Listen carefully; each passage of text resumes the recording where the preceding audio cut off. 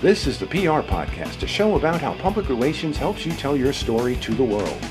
We talk with great PR practitioners who have the skills, creativity, and just plain savvy to get their clients noticed. Now here's your host, Jody Fisher.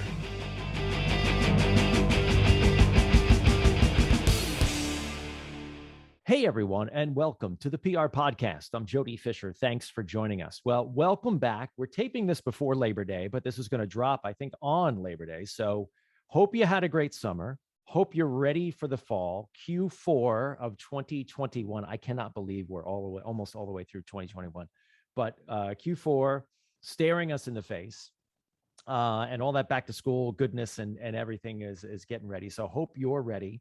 Hope you've had a good year so far, and hope the rest of the year shapes up for you really well. I tell you, before we know it, it's as we tape this, it's swampy and sweaty and nasty weather outside, at least where I am. And before we know it, we're going to be complaining about snow. In any case, we are joined by a terrific guest this week. Let's get right into it.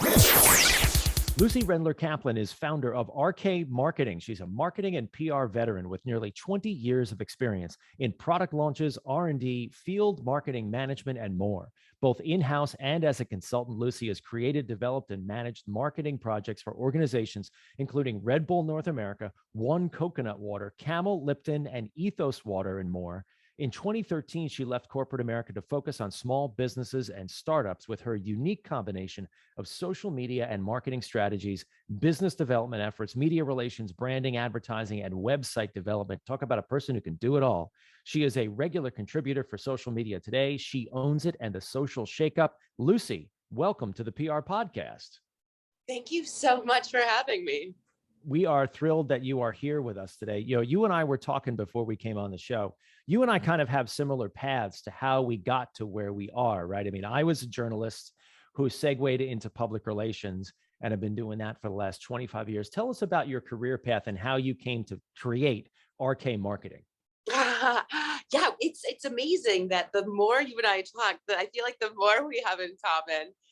We're definitely we have a lot of the same lives and personalities in a lot of ways. But yeah, I didn't plan on the career path that I ended up in, which is kind of cool. I was always going to be a writer. I always wanted to write. And so I went to school, and in undergrad, I went to school for journalism, and I was, the news editor of my college paper, and had lined up a job in no-name city, Midwest, right after graduation, and was super excited about it. And towards the end of college, at the end of undergrad, I started doing promos. I started doing some promotional work part-time.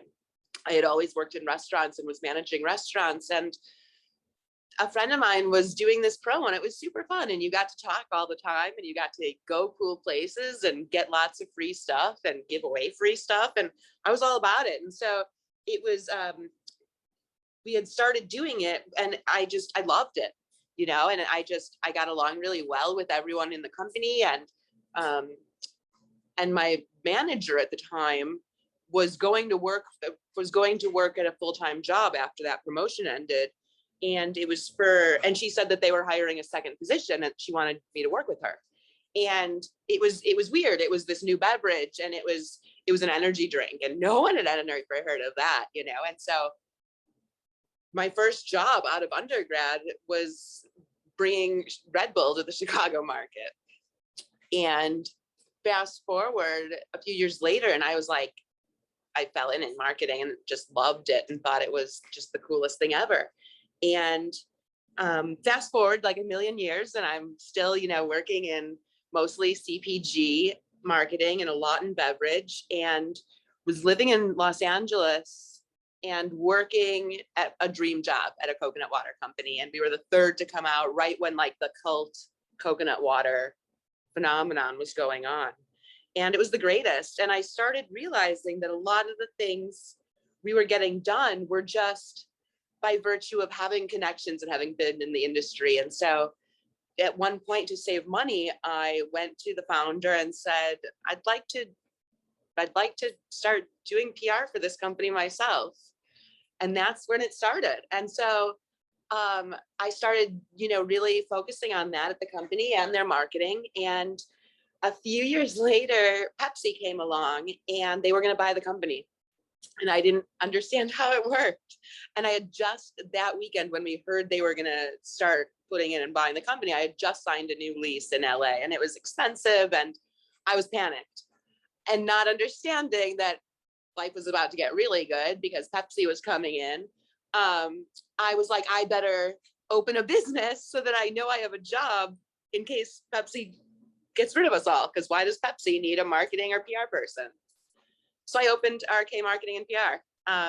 And Pepsi ended up not buying the company for 2 more years. And so it was a lot of 2 full-time jobs for a long time, but it was awesome. My first clients were people that we sponsored with the coconut water that I knew didn't have representation. So my first client was an NFL player. My next was my favorite band in Los Angeles that I walked up to and asked if they needed some help. And that's how it started. That's amazing, that sort of organic growth that you plan, that you put into place. And I say plan in air quotes, right? Because we don't like to admit it. We never really have that much of a plan. Or at least even if we do, it still doesn't work out the way we plan it to work out, right? We have to be really dynamic and nimble.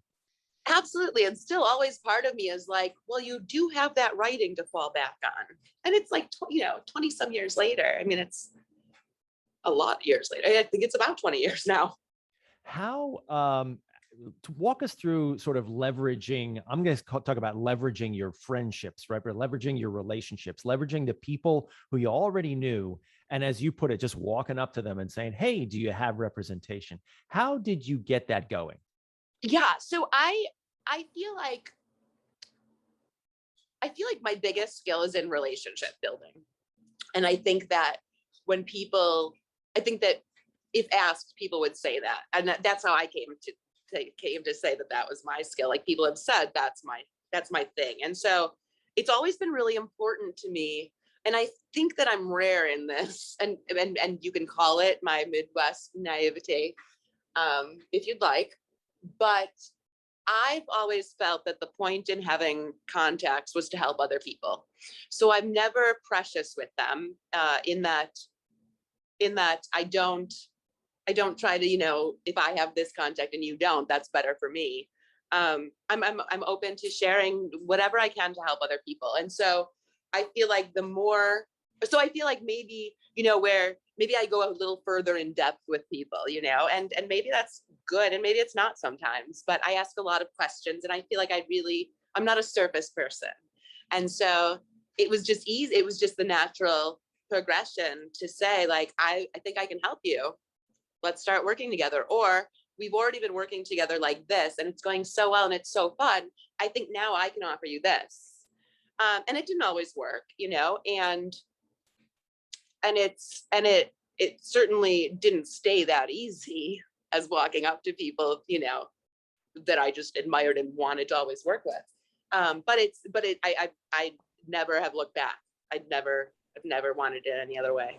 But that, to my ears, that also makes a lot of sense because you do represent lots of disparate types of clients, right? Some agencies or some PR people might work in a certain vertical, right?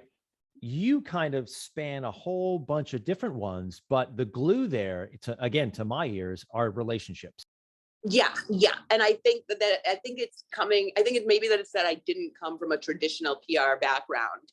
And so I didn't grow up or learn, because it was like it has been very siloed, historically. And I think what has been lucky for me is that coming from the marketing and social background and then falling in with PR, I feel like nowadays, like 2020, 2021, people are starting to realize that PR does a lot more than it's ever given credit for, and that PR really is social and marketing and all these other, and customer service. So I think that I just lucked out in that I came from that to start with. Great segue into what I wanted to touch on with you, and especially in the context of the last 2 years of I can't believe we're talking about 2 years here of COVID and pandemic and all this other jazz. But um, the concept of getting through the last 2 years, or let's call it 18 months, but obviously extraordinarily stressful. Companies have closed, companies have opened, people have lost jobs, so much challenge. Let's just put it under that heading in the last year and a half. You and I talked offline about the concept of not going dark in challenging times. Walk us through your philosophy and how you've worked with your clients in the last 18 months, pulling in all those different elements you just mentioned, Yeah. earned media, social, all that other. Yeah, I actually have, starting from the beginning of the pandemic, I started publishing some articles on that and going through just industry by industry and saying, okay, here, let's try to work together to drum up ideas that maybe you're not thinking of right away, that we can help you get through this. So I think there was like restaurants and hairstylists and gyms, and there were a bunch, and I got a bunch published and some didn't get published. So I think I just put it on my blog. But I think the main idea that I've learned is that everything's changed for people. Everyone's priorities have changed. What's important to people, the hierarchy of what's important is changed, as well as their needs. I think we're realizing we're a lot more self-sufficient than we all thought. I think we're realizing that I think that just people are coming to the world in a different way right now. And I think that keeping that in mind for each different client is super important, because what used to work to talk about your product or to share information isn't always, or most times, going to be the same once we're through this. And I think it's leading with a lot more empathy and meeting people where they are now than before. Letting go of any preconceived demographic notions or too much of lumping people into different demographics or ways that you're looking at personas, because I think that those are all different now.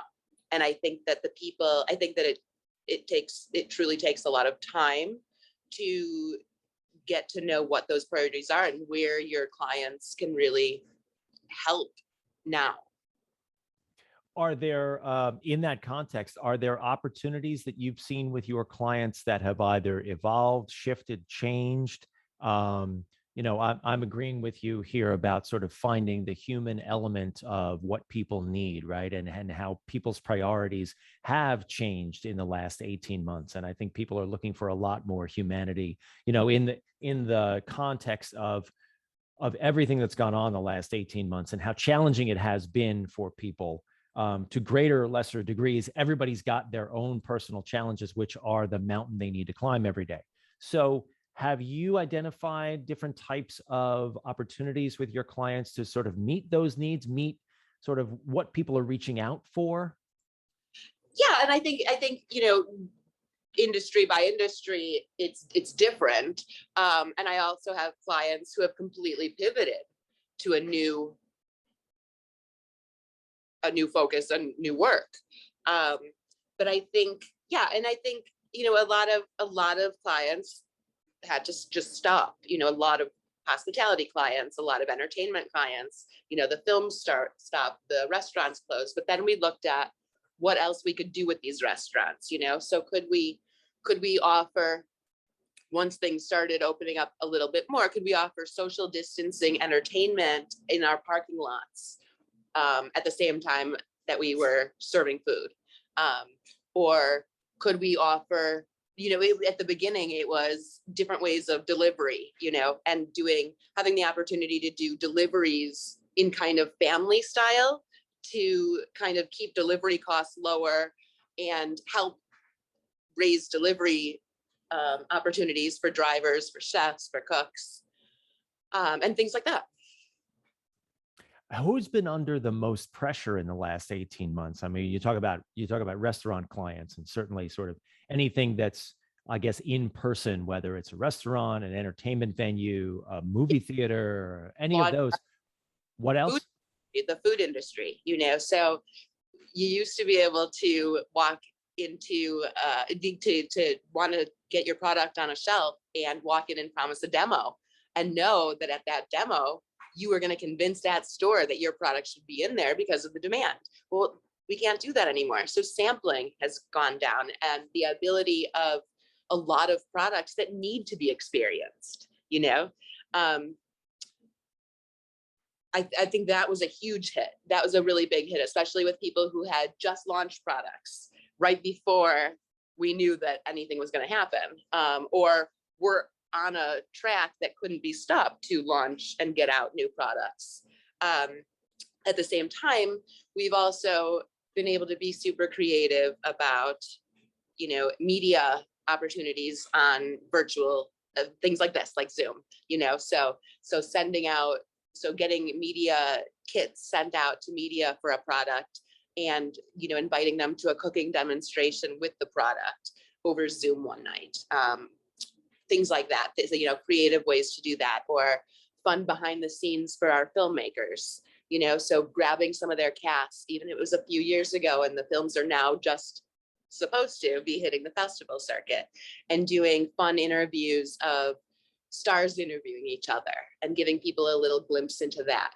I think that where companies have done well are being able to really tie into emotions and helping people feel, do people want brands to keep doing what they're doing, or do they need a little levity? Do they need to just look at a different world or be taken out of where they are? Or do they need to just know that brands that they're working with or buy from truly understand that they're in a situation right now, and that the lighthearted, funny, goofy characters are not what they need right now? And sounds like your guidance as a PR professional, marketing professional, to help those clients, those brands navigate that territory more critical than ever. Yeah. And I think it's just, I spend hours in rabbit holes of social listening, and I think that really helps.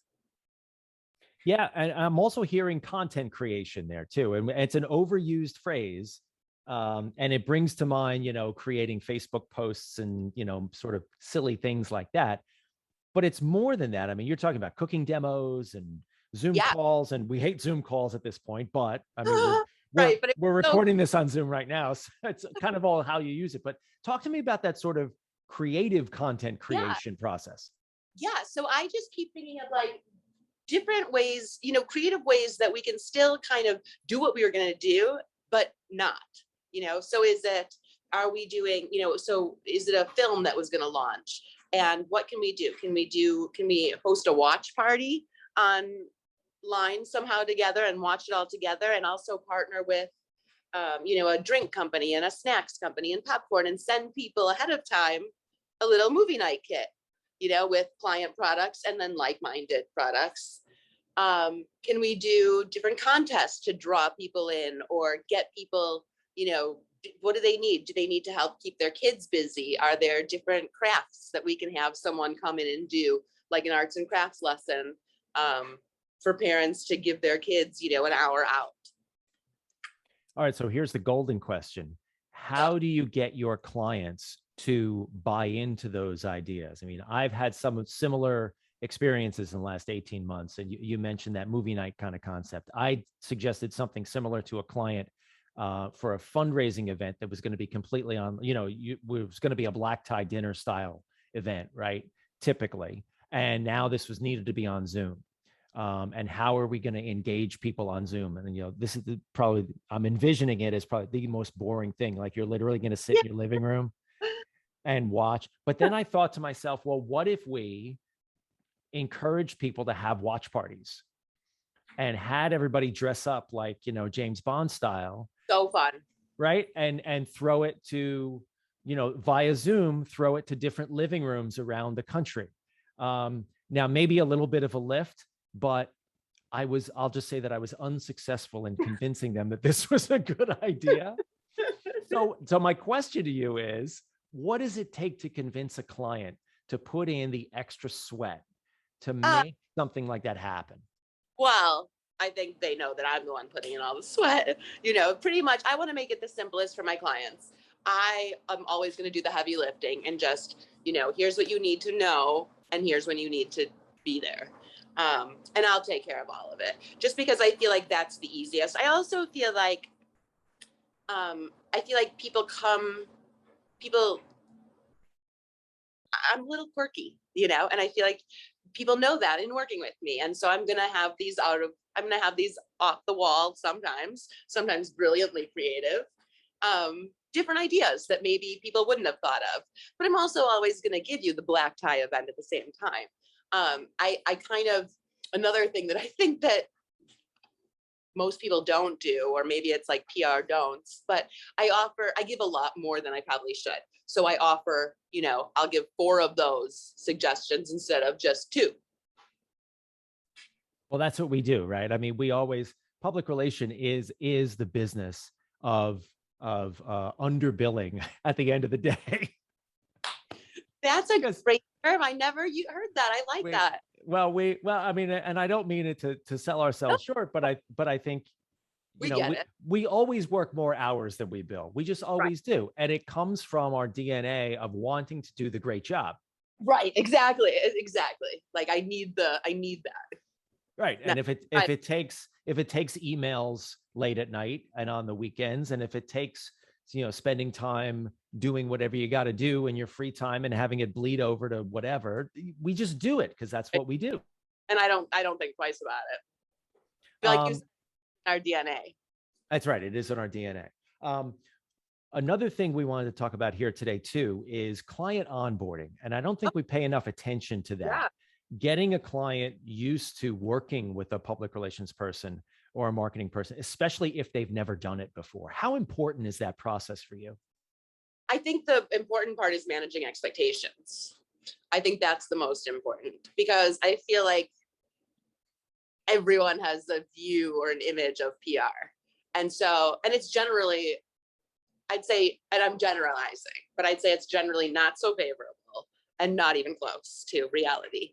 And so I think it's most important to really manage expectations and say like here, and I try to do that from the start, like starting each first call with, here, I'd like to get this, and this, and then getting sign off. Like, how does that sound?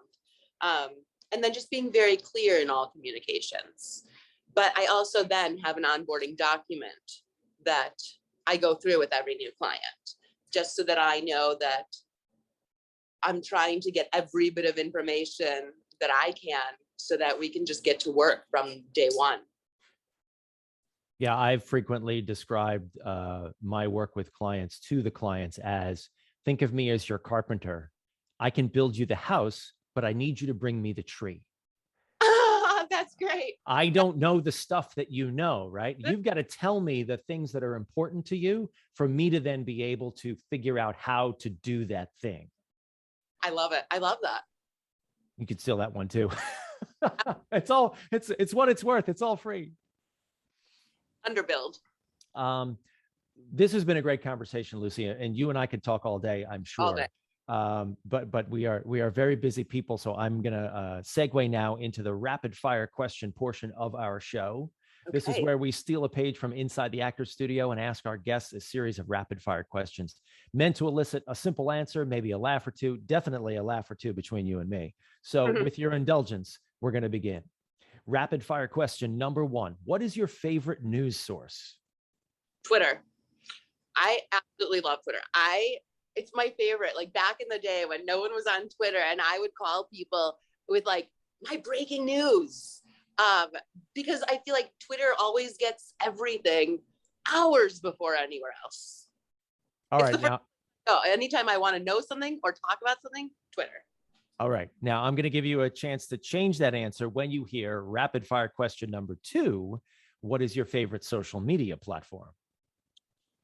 Well, Twitter's also my favorite social that I spend the least time on. I started on Twitter. And so I started as myself, but as a brand, because I had no idea what I was doing and had zero work-life balance. So I was my job then. And so I dove into Twitter like head first, and over 11 years ago, at this point. And so it's always been like a baby. All right. Rapid fire question number 3, coffee or alcohol? Coffee. I don't drink alcohol. That's right. You and I both don't drink alcohol. That's right. That's awesome. Rapid fire question number 4, favorite on the run food? Ritz chips. Do you mean like that I take with me? Because I never go anywhere without them. I have them constantly within There you go. This morning by 4:30 a.m., I had already had 5 bags delivered. Not sponsored. Feel free to call me, Ritz. We will definitely tag them somewhere along the line. It's a problem. It's not a problem. Not yet. Rapid fire question number 5. What do you want to be after you finish this career? Happy. That's always my answer when they say, what do you want to do? What do I want to be? I want to be a dog rescuer. I want to save every dog in the world. I have a rescue. I have my first rescue. I was going to say, let's give a shout out to Charlie the Love Chug.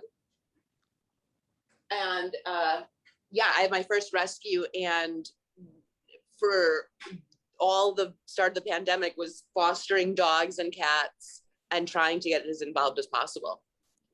That's awesome. That is awesome. Well, he is the star of your Instagram for sure. He's pretty the star of my life. Let's be honest. All right. Well, Lucy, this has been a great conversation. Thank you so much for spending time with us. Please let people know how they can find you online.